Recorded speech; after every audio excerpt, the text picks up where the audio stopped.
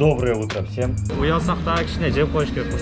Вы увидите в этом выпуске два штата, Кыргыз комьюнити завтра вы увидите, а также сегодня мы увидим внутрь этого прекрасного.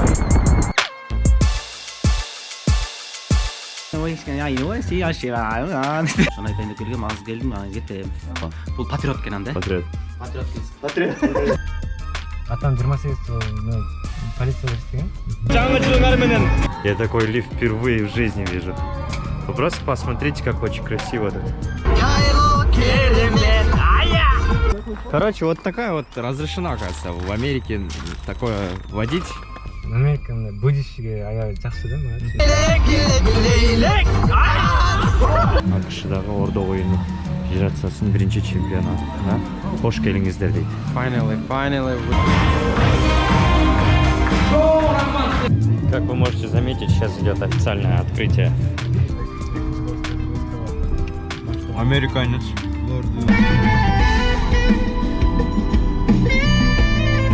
Инчон бузы.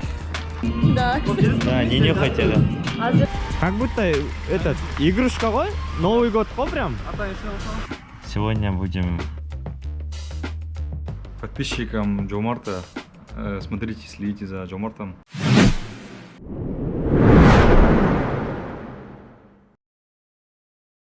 Ребята, я подъезжаю вот в здание Трамп, вот это вот здание Трамп, это центр города Чикаго.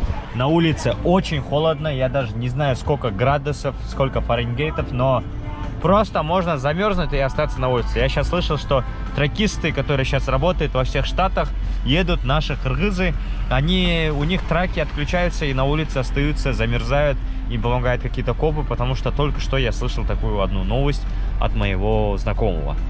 Вот. Надеюсь, получится очень интересный выпуск. Трамп Тауэр. Покажем изнутри, как он будет смотреться. Я сейчас не знаю, вам видно или нет. Вот. Вот это здание. Днем здесь очень красиво. Вообще красиво. Хотя и ночью тоже очень красиво. Мы выйдем на 17-й этаж. Что тут будет, я расскажу коротко. Здесь будет корпоратив. Новогодний корпоратив траковой компании Манас Экспресс. Кто не знает, что это за компания, а это самая большая наша среди кыргызов, номер один, можно сказать, большая компания, которая занимается траковым бизнесом. Можете представить, сколько стоит парковка? Просто бешеные деньги, от 8 часов до 24, $68, ребята. Это что это? Это как это вообще понимать? То есть мы будем сейчас снимать корпоратив примерно 6-7 часов, думаю. Это все выйдет именно только парковка где-то $55-60, чтобы находиться просто в центре города и там отдохнуть или куда-то сходить, или посмотреть какое-то здание, или просто прийти на новогодний корпоратив. Вы тратите на парковку $55. Это, конечно, очень-очень дорого. Чем я вообще занимаюсь в Америке? Коротко, я видеограф, создаю видео, снимаю видео и монтирую видео. Так что сегодня у нас заказ, коммерческий ролик, корпоратив новогодний, Манас Экспресс, как я сказал. Все вещи, тут свет, стабилизатор, штативы, дрон, камера, все с собой. Остается только зайти в это здание, самое красивое. Я здесь уже не первый раз, я здесь 3-4 раз. Свадьбу я здесь снимал, предложение руки я здесь тут снимал. Извиняюсь за качество, если качество хреновое. Но мы сделаем очень красиво. Вот смотрите, как тут красиво. Все красиво. Это отель Трамп Тауэр. Половина отель, половина. Где-то тут кафешки есть даже. Где-то есть даже, я бы сказал, какие-то архитектурные, может, офисы, мне кажется, тоже тут есть. Вот, приукрасили вот так вот лифт. Смотрите, красиво. Охренеть, ребята. Я такой лифт впервые в жизни вижу. Вы просто посмотрите, как очень красиво тут. Но мы, конечно, неправильно вышли, но это вот офигеть. Просто как будто я попал в дом Кевина. В один дома, кто смотрел. Вот здесь экранчик вот такой вот. шарики игрушечные, которые шатаются, когда ты летишь наверх. И дверь. Двери, стены. Настолько уютно, красиво и просто сногсшибательно. Охренеть. И нам нужно попасть дальше на 17 этаж. Мы сейчас вышли на 16 этаж. Тут есть терраса, кафешка, про которую я говорил вам.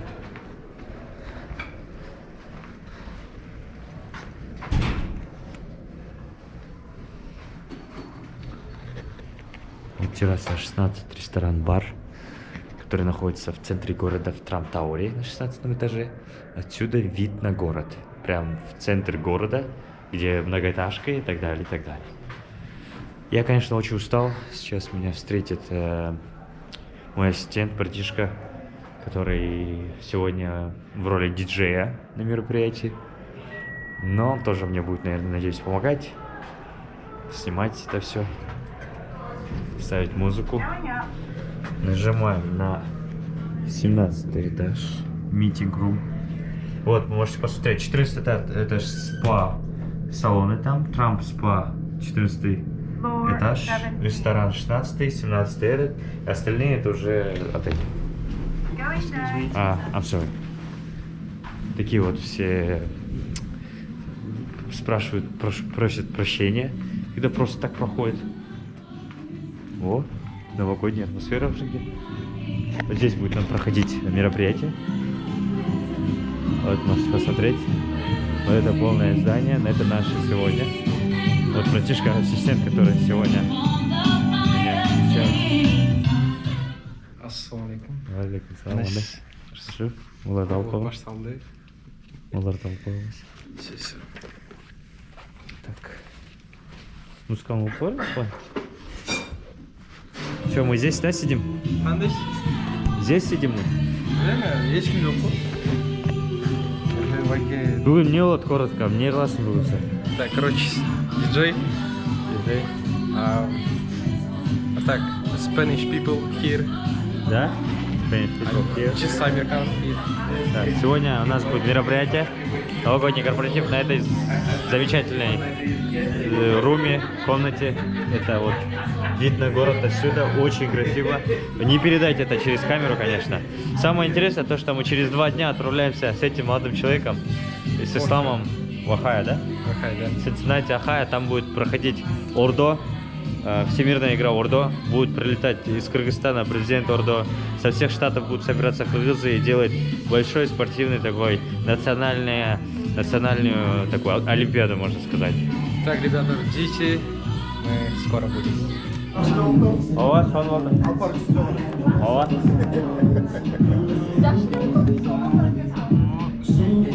Сейчас будет игра. Сейчас будет удивительная игра. Интересно, что тут будет. Ничего не понятно, но Смотри, очень смотри. интересно. Знаешь, что это? Что это? Это мука. А, это мука, что ли? Лицо нужно. Лицо, что ли, будет? Чешкерек? Очень вкусно смотрится, конечно. Может, грустно, соус салкос? Главное, не нюхать это. Да, кстати. Да, не нюхать это. Азыр лимон. Это не то, что вы подумали. Un ekon губалю. Экон.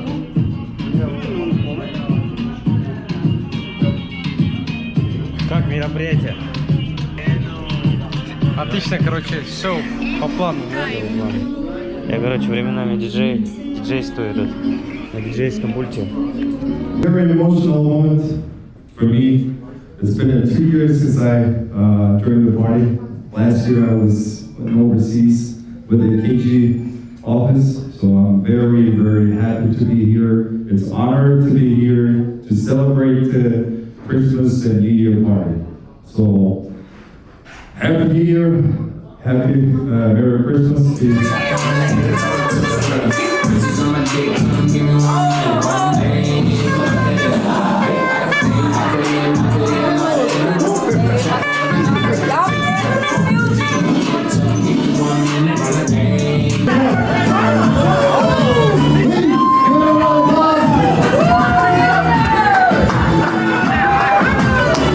I'm sure he was drinking a lot of beer, but beer is live. The Lord is the live.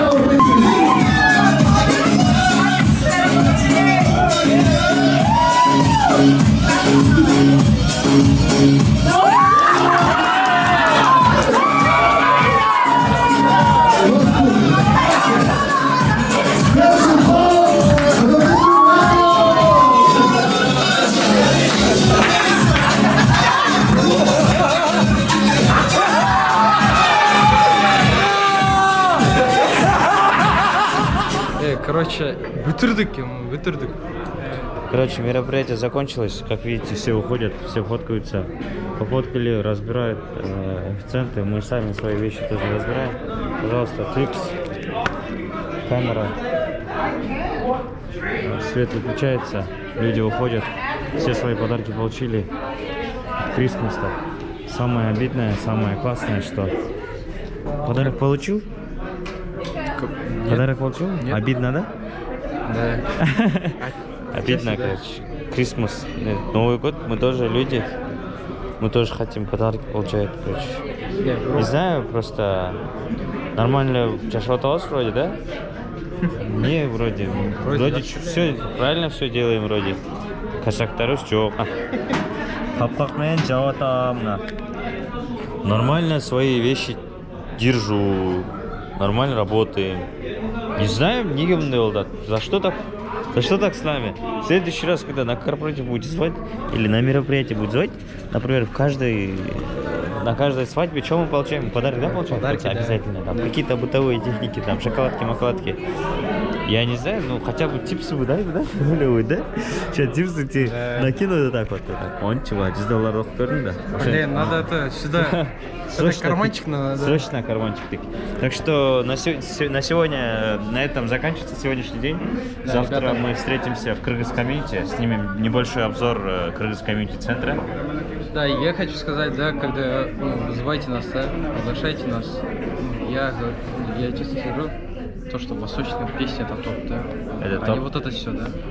Вот Свое. сейчас, сейчас только восточная, да, Гульбадан, Короче. ну, кыргызский тоже. Короче, по-восточному чау ладам нагач. Все тогда, ребята, завтра увидимся в Кыргыз-комьюнити. Доброе утро всем. Доброе утро всем. Время сколько? 12? 12 дня. Но мы устали очень рано, на самом деле. Сколько? 9-10, да? Ну, 9-10 стали, пока туда-сюда собрались. Сейчас идем кушать в Стамбул Маркет Кафе. Находится возле дома. Это Эрдан Кукумбаев, который танцор. Как ты позиционируешь себя? Как артист. Как артист? Да. О, это артист тогда, который танцевал сначала в Адем, да, или в Туманкаре Да, в танцевал? Адем, В да. Туманкаре танцевал, нет? Нет. Кто не знает, Адем первая команда, не вторая команда Атаева Мурсакова. Основной состав, самый молодой танцор в команде был, да? Да. Потом они рассосались, сейчас они уже в разных штатах, в разных городах, в разных регионах и вообще локациях. Сейчас он находится в Чикаго, он прилетел просто отдохнуть, посмотреть город. Сейчас сколько у тебя уже? 2 месяца, да, уже? Да, уже 2 месяца. Уже 2 месяца, и скоро будет 3-й месяц, и он поедет обратно туда. Так что ждите его, пока он здесь, вот, наслаждайтесь им. Что скажешь подписчикам? Подписчикам Джомарта, смотрите, следите за Джомартом, потому что он, Человек. что сказать, Артист. хороший человек, да. Артист. Все. Идем, ребята. Сейчас хотел небольшой обзор сделать дома. Здесь уборка, конечно, мусор весь. Не обращайте на это внимание. В Америке мы пьем воду вот такую вот. Если вы не знали. Вот, упаковку мы берем. У нас не бывает таких фильтров и так далее. У нас... Такие маленькие. Это маленький, что ли? Ё-моё. Не такой, конечно, мы пьем. Мы пьем больше. Стол недавно купили, стулья, сейчас просто делаем уборку, из-за этого все тут рассасано. Вчера купили только пылесос. Дома есть все, мои оборудования наверху, всякие камеры, там, вспышка и так далее. Игры всякие для гостей, которые приходят к нам. Конечно же, это этот... Неиспользованный гантель. Да, неиспользованная гантель. Кухня. Кухня. Здесь у нас тоже все мусорно, убрано, не убрано. Тут все есть на самом деле, типа в этих в шкафчиках. Прикол в том, что этот... Вандус клево? Вандус. Вот это? Да, не, У нас- Вандус не... Что? Вот это? Не в ванне стоит, да. Да. И еще этот. Вот это есть для посудомойка. Она автоматически должна работать, но мы его не используем, как мы сюда переехали 3 месяца назад. И обязательно. Room, one bedroom, это считается однокомнатная квартира. Пожалуйста, вот комната, где я работаю, вот здесь вот. Тут компы, Xbox есть. Не хочу приближать, потому что слишком много мусора там. Не обращайтесь Стабилизаторы, стабилизаторы, сумки, компьютеры, процессы, дрон. Все есть на самом деле. Есть еще вот такая вот камера, очень старая камера. Не хочу открывать, потому что спешу. И естественно, носки, которые недавно подарили мне. И это ванна, которая только что помыта. Если вы можете заметить, то под этот есть. Пока голый человек сзади одевается, вы смотрите дальше. Покажем небольшой обзор Стамбул маркета, потом поедем, как я вам обещал, в Кыргыз комьюнити снимать полный обзор Кыргыз комьюнити. Короче, зима пришла. Холодно на улице. Зима будет. Джума? Зима будет, да? Зима будет. Короче, Зима будет. купил Джорданы за $250 вчера. Оригинальные, четкие. 8 айдан бері албай жүрген Джордан алдым, короче. Из-за холода. Че, настроение қандай? Все, это, короче, көріндік алдық. На улице солнце сегодня, но холодно жестко. Идем в Стамбул маркет. This is for YouTube video, bro. Thank you, bro. What do you think about Stambul About market? where? About This Stambul Istanbul market. market is very good place to eat some food. Buy something Turkish stuff. Anyway, what do you want to eat, guys? Nice, I like it. I like Stambul You market. like me? No, bro. I'm just No, joking, my friend. Короче, пойдемте покажу небольшой обзорчик Стамбул маркета. Это небольшой маркет, небольшой магазинчик, где продаются овощи, продукты, фрукты, а также у нас есть чё? Этот маркет халяльный. Халяльный маркет, Мясо, все но при этом продают бокальчики для вина. Какой для вина? Для чая, все. Это бардак называется, Всё. бро. Бардак? Это турецкий чай для бардак, для чая. Для чая бардак. Салам алейкум. Так что муслимы, Короче, продаются все десертики, халяль тоже. халяльные десертики, салатики и всякие мясо изделия. А также есть выпечка. Вот турецкие все, на самом деле продукты все турецкие, наши очень качественные. Эти пахлавы, много пахлав. Еда, выпечка, консервы и обязательно должно быть это яйцо, колбасики, суджук и чай. Самый знаменитый от мяса, которое халяльное, продают, убивают, здесь привозят.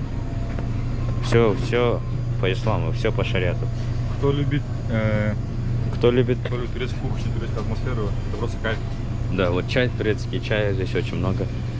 И, естественно, наш продукт, это безусловно, шоро от шоро. Недавно привезли, кстати, стоит $20. $20. Охренеть, вот это один пакетик стоит $20. Это 1700 рублей.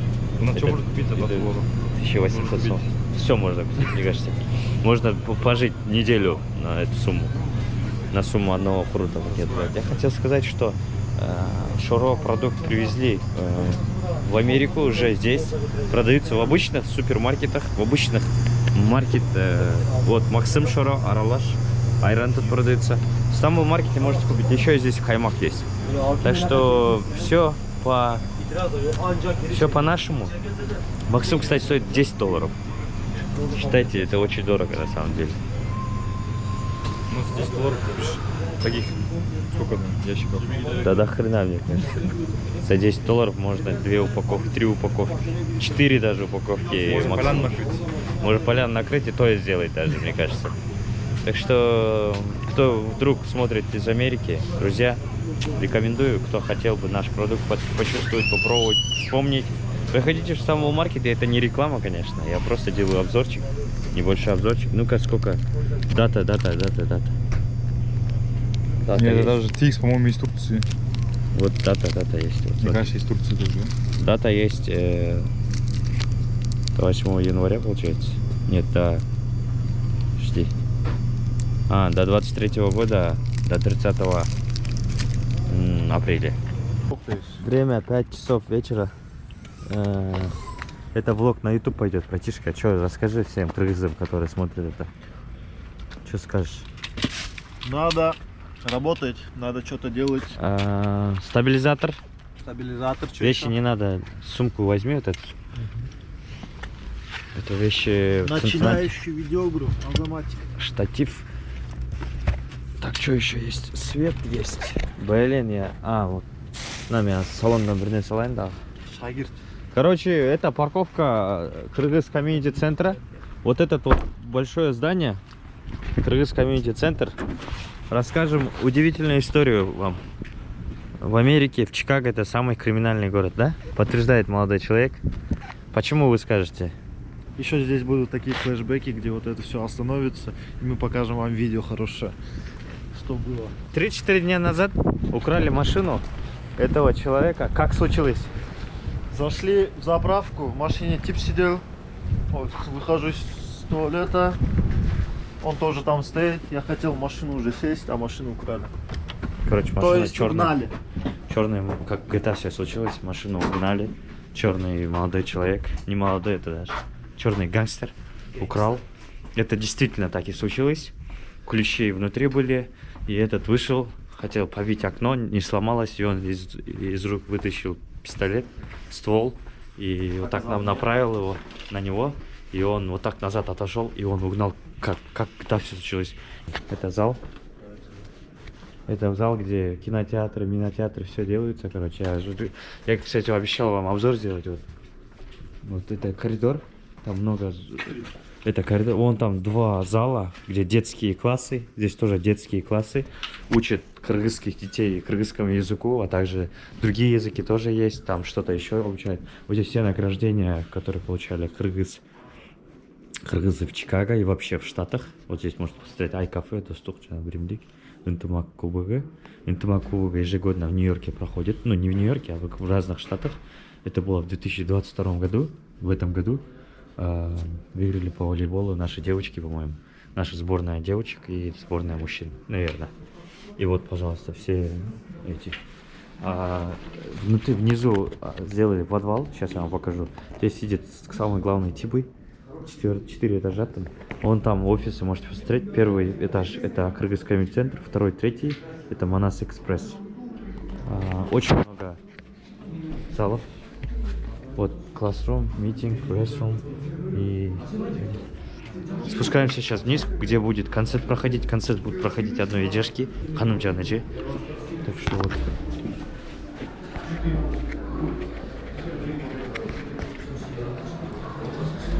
Ассаламу алейкум. Анайсан. Жақсылар? Жақсылар? Че, Кыргызстану привет передадите? Это YouTube, канал на YouTube, в котором смотрит сейчас миллионы наших людей, которых нету сейчас в данный момент, но скоро будут. Салам, Кыргызелим. Кыргызельге. Салам, Нью-Йорк, салам. Сколько в Америке уже? 5 месяцев. 5 месяцев? Студенты. Студенты? По 5 месяцев всем. Да. 5-месячный. Вот тоже 5-месячный один. Я одногодник. Годник. В Инстаграм бери. Сейчас Ютуба нет сейчас. Ютуб есть но там сейчас лучше не стоит туда заходить. Джомка. Нет. J-O-M-K-A.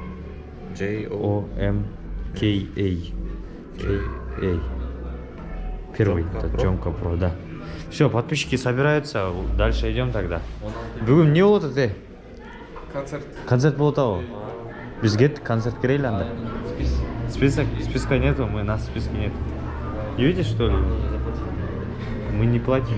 Мама платит. Видишь, что у нас в руках? Это значит, что? Мы снимаем концерт.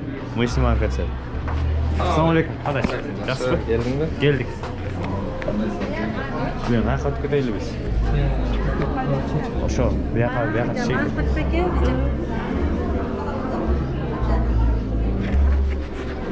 Вот, пожалуйста. Не ожидал, конечно. Я не ожидал, что так будет. Я думал, да? Что ты ожидал? Твоего, да? У нас деньги спрашивают, я вообще понял.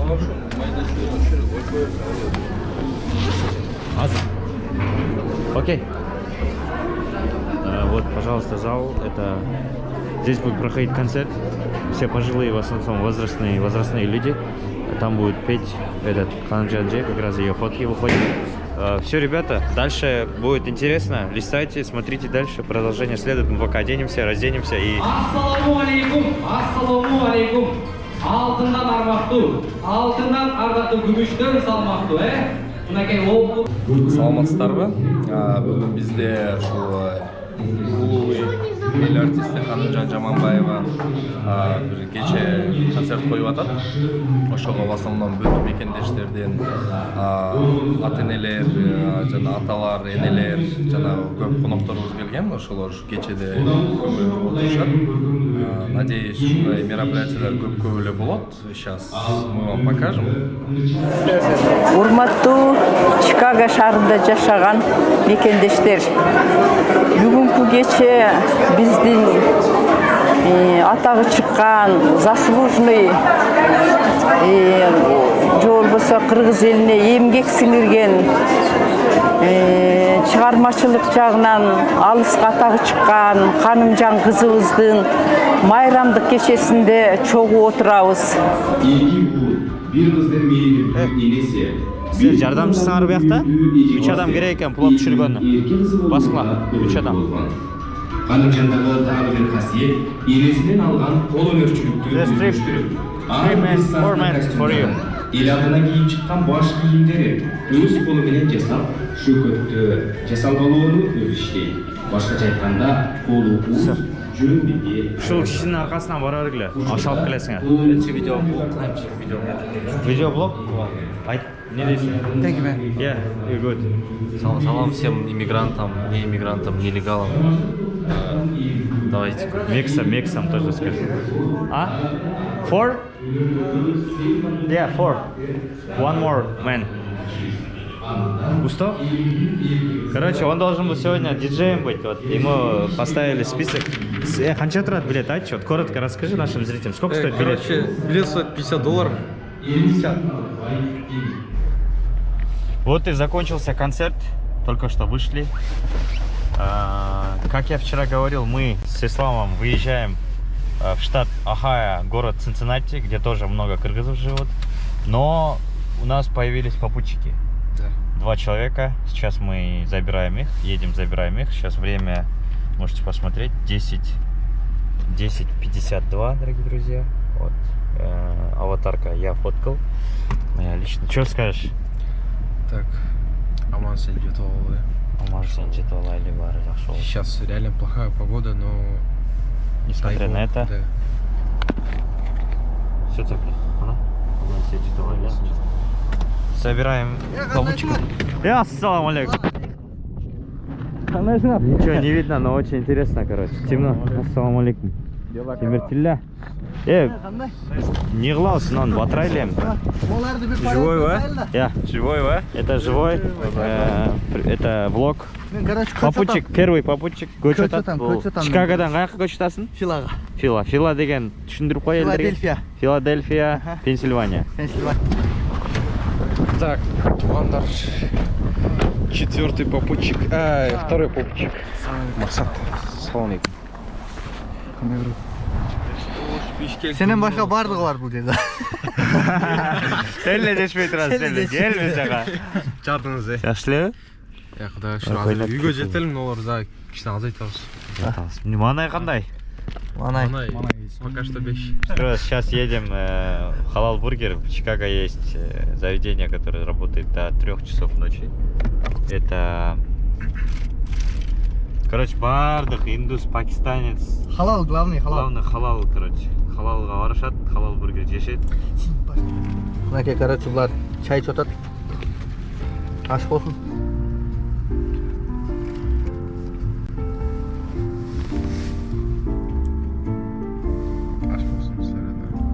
Саат. Қаншада кіріп барамыз? Иншалла 5 сағаттық жол.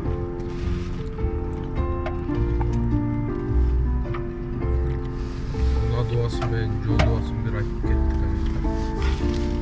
Ақсақал жүресің анда, а? Жай алайын аз.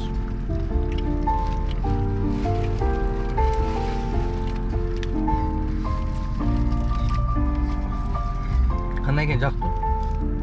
Ачукен. Халал бургер. Өзінің бір вкусы бар. Бирок ұқпайды да бізде, короче. Ачу қылба десе, ачу қылып салады. Пияз қошпа десе, пияз қош салады. Білмеймін, не қылыш керек бұларды. Жоқ қылыш керек қой деймін. Пияз мен ачулықты айтып отпаймын ба? Дорога показывает 5 часов почти, 4 часа 50 минут.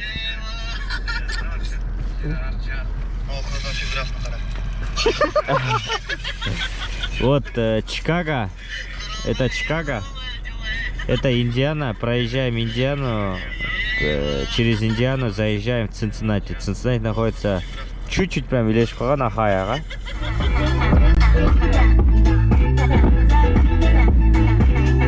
Балкон, барсыңар, балкон! Балкон! Александрлер, барсыңар, Муж купил, эти роликсы муж купил, муж купил, да, муж купил. Ай-яй-яй, көтчөдө мен көрсөм кызганамын, туйлу селкин сен менин. Ай-яй-яй-яй, кече келсем биге сен да жүрдүң, көп кыздарга аралаш. Ай-яй-яй, көп жигиттер. What's up, buddy? Бегимай. Ату, вес. Ой, Асанчо жана. Бегимай, бегимай, бегимай, деген сер үчүн. Лайф. ашыгым Менин ай, менин ай, менин ай. Йо, менин ай. каймалым Болоюн сенин ай, сенин ай. Бегимай, бегимай, бегимай, бегимай. Йо, йо, come on. Актай кагаз алган мен, актай жасаган мен.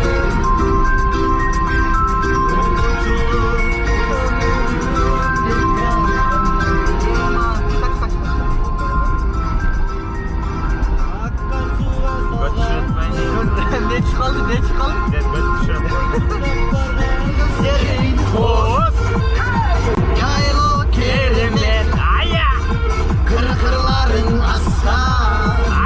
Zor kerilet, aklımdan tanıp dursa da hiç kim, kim için özgür bir kelimet.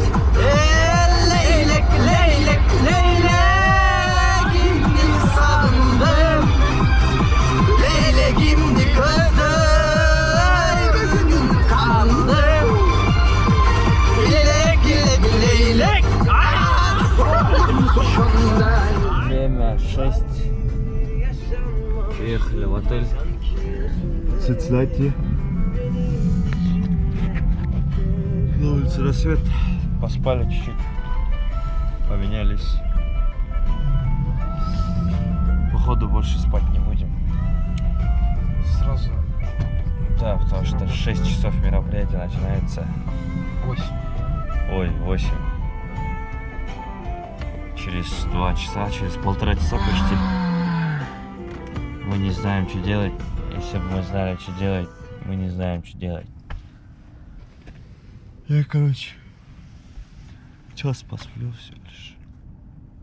Давайте, ребята, пишите под комментарием, что нам делать сегодня.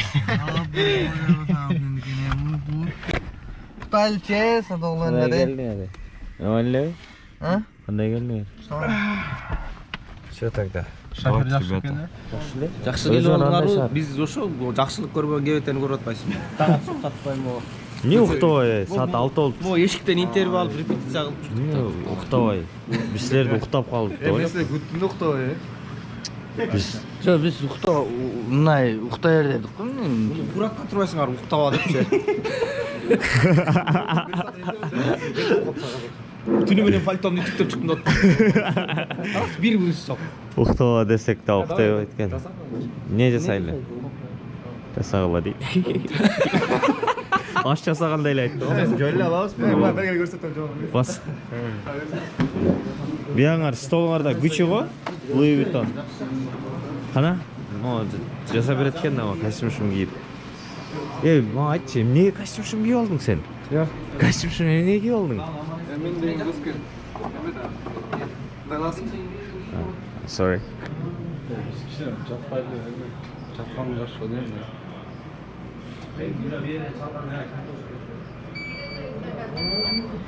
Бізге не жақсы? Ұқсаш керек. Қана? Монт қоясың. Қақтан үйрендің бұны? Ютубтан үйрендім мен. Ютубтан? Как сделать этот кемелем? Redley. Еще күтіп өткізім. Толтыра қоясың. Онан уже пішіп қалды уже, а? Жарым ұшып қатады.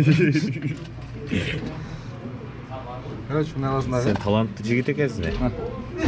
Лазындағы. Кетті. 2-3 минут ұшып қатты. 3 минутта? 3 минуттың ішінде не қыласың?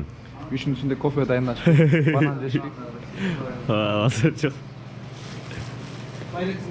Жоқ. Біз ұқтап тұрсақ жақсы болады деген ұсыныстар келді азыр мына жерде. Чай ішіп. Сіздер мұндай қылғана басып көріп. Мұндай қылғана көз көргешірек кетеді, табықтап зомбиді кинода олар.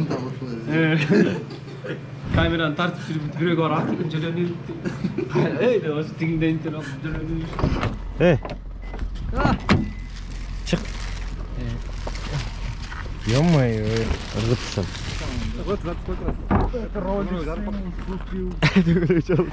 Запись қойып тұр дейді. У нас лайфстайл. Қана, қайсы жер жарылды? Короче, не поспавшись, сразу вышли. Оказывается, здесь на час впереди все. Время на час впереди, из-за этого не успеваем. Время уже 8 часов утра. А мероприятие начинается. Мы приехали забирать машину, которая коперская машина. Это машина Овнер.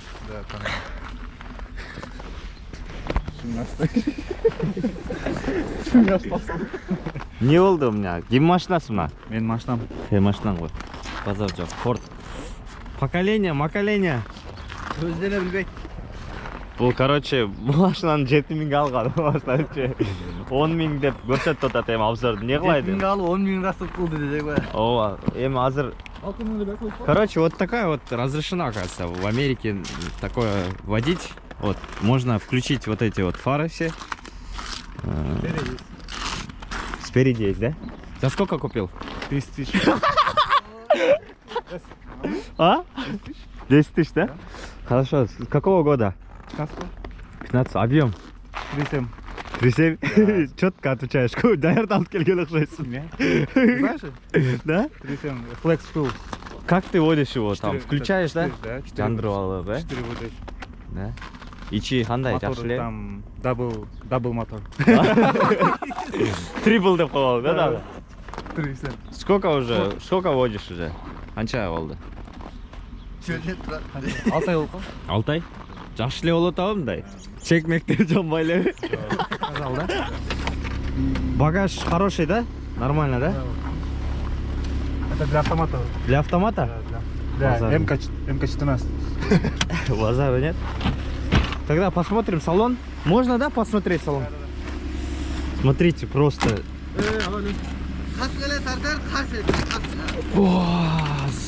Холодно. Ковер за сколько купил? 4000. 4000? 4000 сомов, наверное. Ну что, салон, если посмотрим? Боже мой, что это такое? Чек жамбайт такой, да. Посмотрите, чек горит, все горит, на брейке машина. Яма.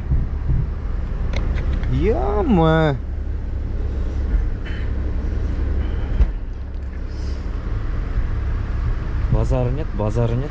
Все очень качественно, все внутри красиво, все. В принципе, так, посмотрите, если очень холодно сейчас. Не могу здесь сидеть. Не понимаю, на самом деле, не разбираюсь в машинах, ребята. Но, в принципе, нормально. Включи эти. Ну, Радик, я мен жандырбайсың үстілер. Вот жылызың ғой? Батпайды? Батат.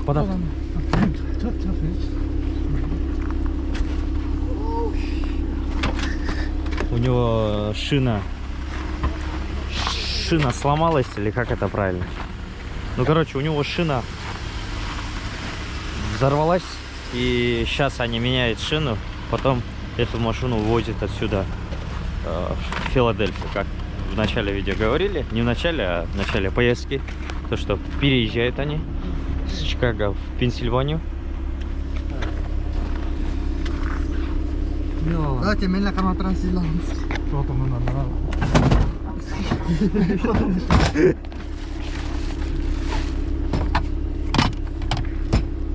Вау.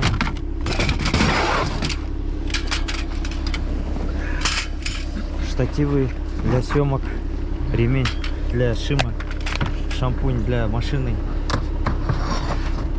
Ана, başlayacak olur.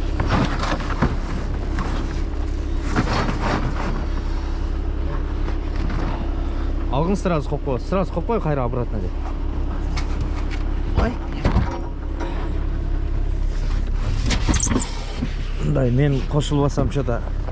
Ключ бар, алып қойшы. Қайсы ключ ты? Да, домкратмен ключ. На мне ключ вы мне. Ключ жоқ қой ішінде.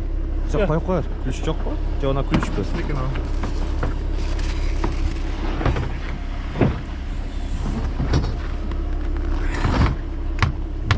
Мороз. Жандырып қойсын мананы. Елері көрсетіп қойлы. Моларды. Неге? Жандырып қой да кішіне видеоға береке. Болды кетеді шымен. Ошолелік тұтасыз. Еркекше, давай, ертерек барайлы. Жандырып қой, алмаштырып табылар. Смотрите, сейчас включат вот эти вот, как это называется? Мигалки. Вот она. Красота. Передний можешь тоже. Иштеген жоқ. О, все. Как будто этот игрушка ғой, Новый год қой прям. Атайын? Это уже штраф, да? Штраф, да? Красный уже. Красный уже штраф. Красно-синий тоже штраф. Вот, пожалуйста. Машина, которая вот сзади тоже горит. Но ночью выглядит очень страшно на самом деле. Как вчера, если вы перемотаете видео назад, там, когда мы ехали, сзади тоже такая ситуация была. Но там коп был. А здесь что, игрушка какая-то. Ладно тогда, спасибо за обзор. Машины, желаю хорошей поездки. Езжайте, короче. Этот человек тоже будет снимать сегодня. Будет на протяжении всей игры. Будет с нами. Приехали, такой, вон там возле. Если вы заметили, вон там. Заходите в здание, уже начинается мероприятие. А мы, как видите, очень опасно.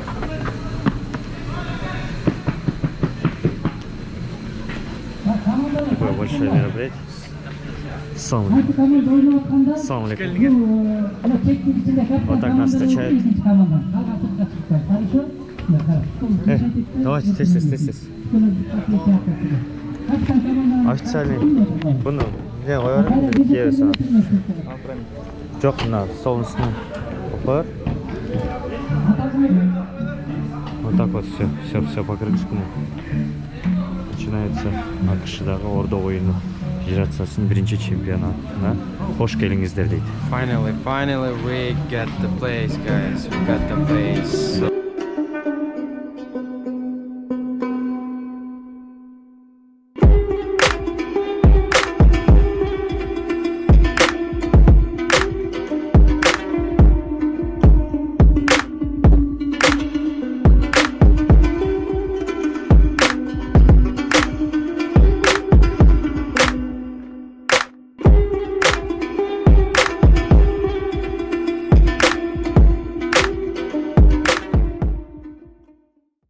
Бүгін Америкада қырғыздардың орда ойыны бойынша біріншілігі кубогы болды.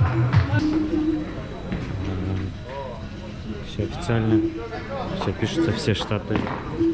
Шарлотт, Пенсильвания. Из того, что я заметил, Ohio, Чикаго, Нью-Йорк. Вот так вот все происходит, друзья. Работаем, все хорошо, в принципе.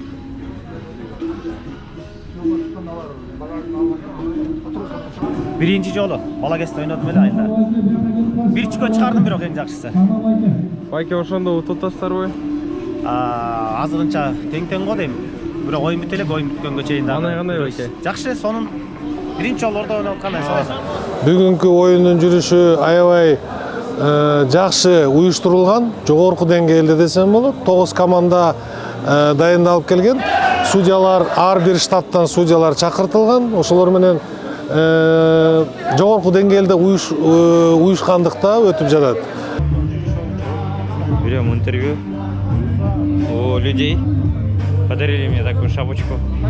Точнее, мой дядя дал вот такую шапочку. Здесь еда. Сейчас будем кушать. Здесь наши люди, наши дедушки, да? Пашки готовят нам еду. Будем кушать, потому что мы голодные, ничего не ели. Как настроение? Нормально? Настроение пушка. Пушка, да? Камеру за сколько купил? Плов через плов. Камеру за сколько купил? Камеры, этот объектив 2500. 2500 долларов. 2500 доллар. 3000. 2500, 3500 доллар. Бир машина. Все стоит как мой Prius, короче. Нормально, да? Ну, хотя у меня тоже, на самом деле, как. Борсоктор был жакта. Азыр биз туугандар менен сүрүшөбүз. Кандайсыз? Жакшысызбы? Жакшы, аман эсен. Не, утуп атасыңар силер? Азыр утуп атабыз. Первое место силерге тапшырсыңар, иә? Жок. Первое место. Филоврот. Жакшы баштадыңар силер. Бизде бир выигрыш, бир проигрыш. Фила менен 4 чүккө жетишпей утулуп калдык. Азыр мынарды утуп атабыз. Анан кругта ушундай азыр эме бар. Ким утат ушунда бүгүн? Азыр көрөбүз, эгер баарыбыз тең болсок 3кө санашабыз. 3кө Кудайга шүгүр. О, тамаят, ха? Касы, ийгилик. Жакшы. Ассаламу алейкум, урматтуу туугандар. Бүгүн биз конокто Нурадил досунун үйүндө отурабыз. Кана эмесе алгыла, чак-чактан жейли. Кана, коноктор эч ким керек. Вообще из Кыргызстана они прилетели. Если вы не знали, вот, пожалуйста, теперь узнаете. На улице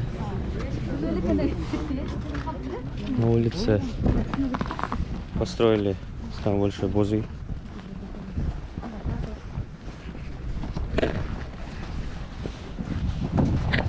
Вышли все, чтобы открыть самую большую юрту в США. Наши кыргызы, вот, пожалуйста, смотрите. Біздің ең чоң бозүй. Ең чоң бозүйдің.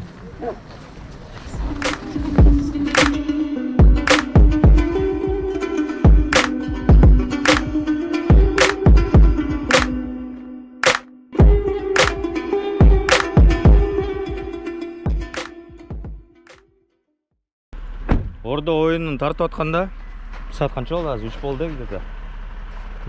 Где-то 3 часа дня. Мы хотели поспать, в отель поехать, но мне сказали снять дома что происходит? Kitchen, шорпо. Короче, бия кыргызча болуп кетти.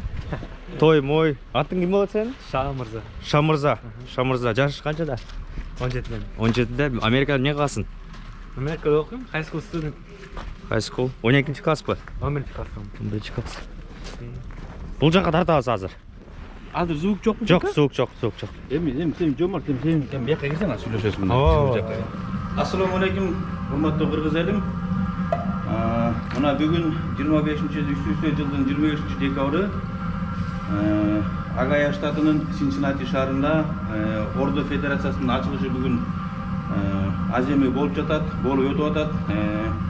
Ошол аземге ушул жерде турган балдар кыргыздын каада салты менен ошо жылкы союп кечки банкет болот. Ошо банкетке даярдык көрүп, казы карта чучугун бышырып, этин бышырып, ушул чоң милдетти боюнубузга аркалап. Слишком ярко, слишком светло. Что, как Ахая? Ахая правильно или Агая? Агая. Не, вы говорите Агая. Да. На самом деле американцы говорят Ахая. Мне просто привычка такая появилась, что я ахая говорю. Что, қандай екен мектеп, школа, как тут high school? Школа жақсы. Өзі 2017 жылы келгенбіз. 2017? 6 класста келгенбіз.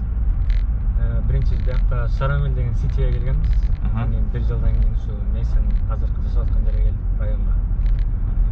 Жақсы, бұйырса азыр 11 класстамын. 11 класс. Бірінші келгенде қиналдың ба английскийде? Или не помнишь эти моменты? Жоқ, қаншалықты эле қиналган жоқпын. Анткени Кыргызстанда себат окугам. Фундамент бар болчу уже. Азыр уже полностью имеешь, владеешь, творишь, создаешь. Есть притеснение в школах? Нету здесь? Ну типа азиат, там что-то такое же есть? Нету? Расизма? Вся свобода, да, чисто? Да. Бияқта просто мен Кыргызстанда айтабыз го, бул мындай экен, тигиндей экен депчи. Бияқта жок да андайчы. Это просто фри, да, просто. Фри, да? Чем увлекаешься сам? Кроме школы, там, кроме учебы? Ну, играю в футбол в клубе. В клубе, да. Серьезно? Ахайли. Ахайли? Это soccer club, right? Ага, soccer club еще но летода басталат эме high school soccer. High school soccer мындай да, бияқта спорттор бөлүнөт по сезону.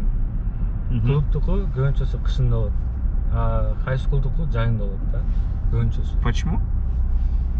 Билбейм, өзү стандарттар ушундай же бирок биздики футболдук ушундай да.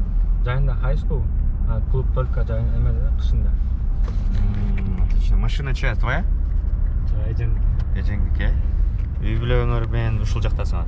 Мен биринчи ата-энем келген. Ата-энемден артынан биз келип болдук. Отлично. Мы сейчас были у вас дома, это у ваш дом, да? Это вы купили, получается? Да. У них дома, было очень вкусно. Покушали этот... Что покушали? Плов покушали плотно. И этот... Шорпо. Атты сойдуңар бе? Жылкыны сойып, шорпо кылып, бүгүн кечинде банкетте кое берет. Вот, и сен кызматта экенсиң да бүгүн? Каяк жакшы, Кыргызстанбы же Америкабы? Мен муну айта алам, конечно. Сен үчүн. Лично твое мнение. Для тебя. Сен азыр жашооңдо, жарым жашооңду азыркы учурдагы жарым жашооң Кыргызстанда өтүп турат, жарым жашооң ушул жерде өтүп турат, да? И можно сравнить, типа, 50 на 50, да, здесь? Детство ты там провел, сейчас проводишь это время здесь. Где лучше для тебя? Ну, чисто вот так, да? Америкада ойлойм, анткени, ну, Американы будущее аябай жакшы да, мага үчүн. Азыр фундамент дегенде куруп, мындай өзүңө карьера курган бияқта оңойрак да. После школы что собираешься делать? Постараюсь на IT. IT? IT, да. В будущем ты видишь себя как айтишника? Крупной компании. Рядом с этим, с Илоном Маском. Буйруса. Ну, экежим айтишниктер, что... А у тебя нет такого прям детское такое? В детстве же было у каждого человека. Я хочу там стать полицейским, я хочу там космонавтом, я хочу там, я не знаю, ну, кем угодно, да? Ну, есть такая мечта или то, что ты именно хочешь. Не то, что сейчас популярно. Ну, это естественно то, что... О, моя тачка. Естественно, сейчас типа...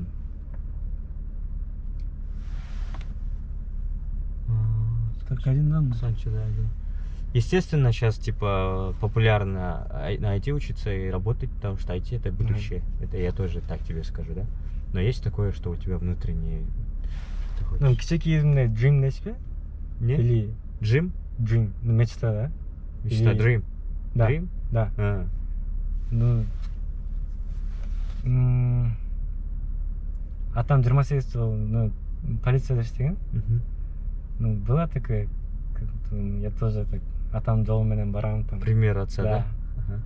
Да, вот полицейским хотел стать. Полицейским хотел стать. Да. А сейчас почему упала? Потому что не актуально уже. Да. И желания нет уже. Видел трудности. Трудности, конечно, есть. Это надо любить и типа быть патриотом, наверное, больше. Несмотря на денег, на все. И быть очень справедливым, да? Әділеттілік болуш керек, да? Ошол анда не дейсің, элдерге бир нерсе кайрылсаң болот, Кыргызстандагыларга досторың бар, может быть, там, я не знаю, кому угодно, кто это смотрит вообще. Ошо баарын көрүп аткандарына салам. Бүгүнкү ошо ордону successful өткөзүп атабыз. Буюрса кечинде банкет болот.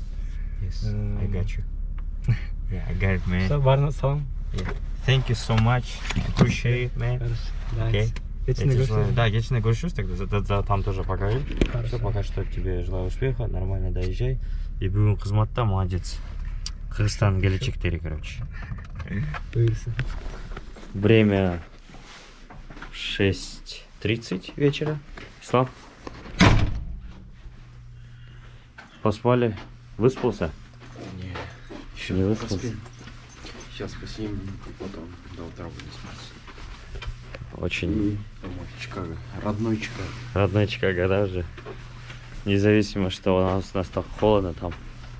Чикаго стал родным, потому что это какое-то вообще деревня, да, Агая? Да. И я приехал в 4:30, 5:36, 30, где-то 2 часа я поспал, 1,5 часа. И сам поспал побольше, но не хватило этого. Сейчас мы едем, получается, в банкет. Банкет, жди нас. Төменки состояние. Ой, кечки мына кечинде мына тойго даярданып кетип баратабыз. Ушул экен Ташкентте өзү кеткачы. Гопрон сизге эле коюптум башында. Кудай буйрса кечинде азыр биз саналуу убакыттардан кийин ресторанга барабыз. Ал жерде биз бүгүн мына Гая штатында атайын кыргыз туугандарыбыздын деки эле тиги тарыхтан бери түптөн келаткан ордону көтөрүп ушул жерде баардык штаттан чогулуп келип отурган меймандар ушул бүгүнкү кечте банкетте жолугушат. Ушул жерде жеңүүчүлөрдү аныктап билектерди тапшырабыз дагы. Анан ошол жерден жакшырабыз, ырдайбыз, бийиктон ырдайбыз, бирге чогуу жыргайбыз. Ошону айтайын деп келгем, аз келдим, анан кетем. Орусча которо албайт. Жаман. Ю байкан ойшкан айны ой, си ашира. Шо кечки состояние. Не кылып атасың азыр? Концерт коюп атасың? Биз азыр 200 кишиге концерт коюп атабыз. 1, 2, 3, 4, 200. Мына 200. Жакшы. Азыр Кудай буйрса тияка барганда дагы 3000 киши болот. 3000 киши болот. Ушул ушинтип алдай беребиз, ушинтип. Кыргыз эли. Качан өнүкпөйбүз биз. 2 адамды 200 деп жүрө беребиз. Туурабы? Бирок Жомате Чикагодан бери бүгүнкү тойго канча сомго келди деп ойлойсуздар? Эгер алдына жазсаңыздар мен жооп берем. Кайтара. 10 мүнөт деген. Кече, короче, кетет ал. Мен бүгүн болдум. Кече кетип атып 10 мүнөтүбүз 15 мүнөт кетти го. Кече кетип атып, короче, могул баланын местабыз менен алмашылганбыз. Келип калдыңызбы? Биз отурабыз, чалкалып чайгабыз. Ошо эшиктин алдына эле келет экенсиз. Жылайан деп айтып кетти. Кече кетип атып, биринчи мен айтадым. Анан ага бердим. Сен айдадың? Уйкум келди. Сен айдап келет. Мен айдап келет эле, уйкум келет, ага бердим. Буга бердим. Өтүп туруп, нарактан шассыдан эле токтоп берип койдум. Өтүп туруп бердим. Ооба, бияка өтүп туруп отуруп. Сен беректен бербепсиң да? Айген уктап калдым бир убакта. Бул кетти, монтип алып. Анан бир моментте эле турсам машина тайып кетти. Бияка контролдой кармайын десем, руль жок. Жок, реально эле. Ощущение. Жаксыңар. Ощущение ушундай жаман калкан ситуация да. Мындайдан машинаны бурайын деп мындайдан кармасам, руль жок, мынтип карасам, асанчы айдап кетти. Эки водитель деп коем. Машинанын эки рулю жок эле го деп. Патриот экенсиң. Патриот. Мындай түшүн эч ким көрбөйт. Эч ким көрбөйт. Ишиң оңолот. Бул мени карап алып, не болду? Рулюм жоготуп койду. Рулюм ушул жерде турат эле, жоготуп койдум деди.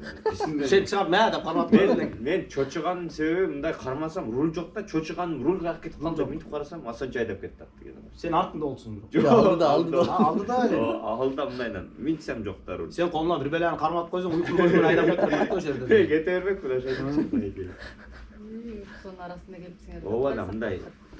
Мындай болуп кетти. Анан кийин бияка келдик анан. Келет бул районго Нурадин машинасына районго кирип келетсак, могу каяк беледен эмнеге дрифт кылбайсың деп атпайбы?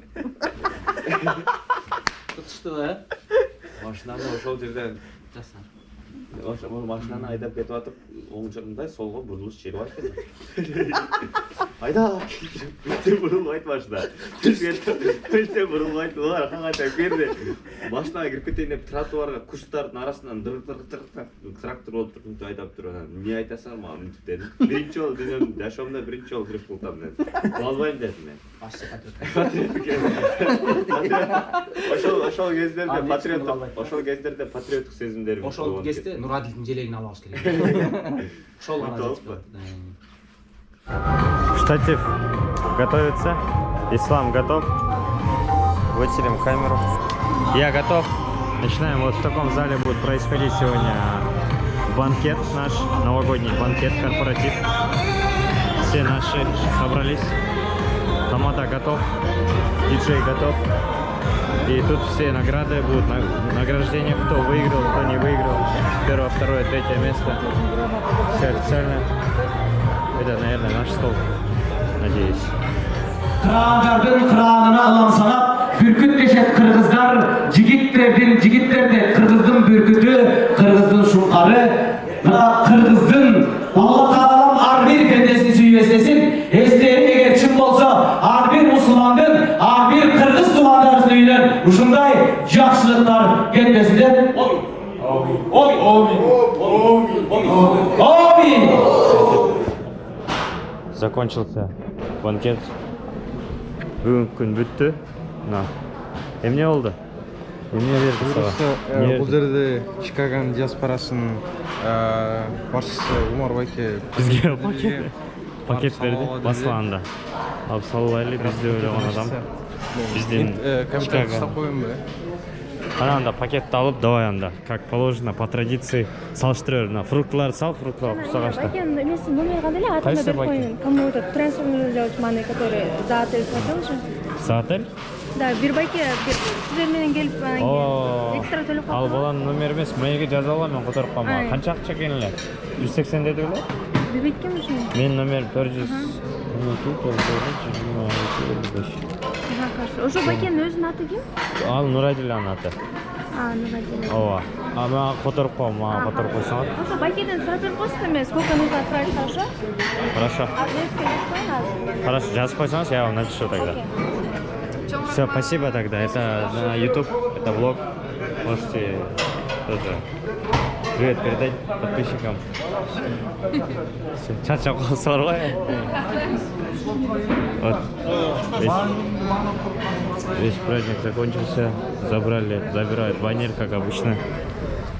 Всем доброе утро. Сегодня 26 декабря. Бүгін біз чыктык. На улице снег и Каржаганский. Ооба. Силер эми кетип атасыңар Филага. Силер үчөөңөр Филадельфияга кеткиле. Биз болсо обратно Чикагого барайлы. Эмне дейсиз? Жолуңар шыдыр болсун. Аман сен жетип алгыла. Жеткенде жазып койгула, чалып койгула. Биздин көрүүчүлөргө рахмат. До конца көргөн үчүн. До конца таң атпай, уктабай биз менен бирге болдуңуз. Ислам турбайсыңыз сен? Ислам деген жигит. Ислам деген жигит патриот жигит. Эгер ырдайм дей турган жарандар болсо Америкадагы исламга кайрылса, жаңы болчу деп жатат. Сонный тамадага. Тамада жакшы идеялары бар экен. Жакшы идеялар бар. Ийгилик каалайбыз. Бүгүнкү сапарыбыз карып атат.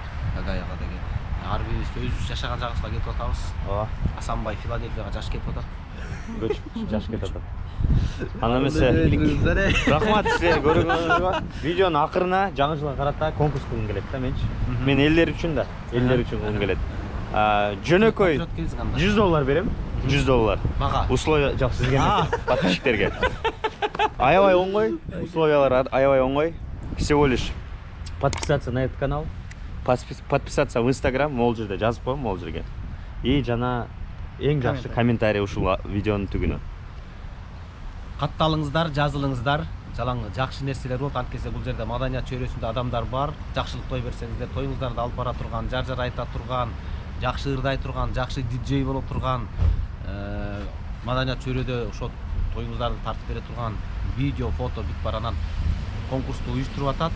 Лайк басып, астына комментарий таштап, улар кимдер, кепка кийген эже ким, топ кийген бала ким, ноч ачартка таралган байке ким десеңиздер, астына жазып койсоңуздар, анын баарына жома өзү жооп. Мен жооп берем. Анда эмесе Ошол эски жыл өтүп атат. Эски жылыңар. Жаңы жылда жакшы ийгиликтер болсун. Чогуу баарыбыздан сиздерди жаңы жылыңыздар менен.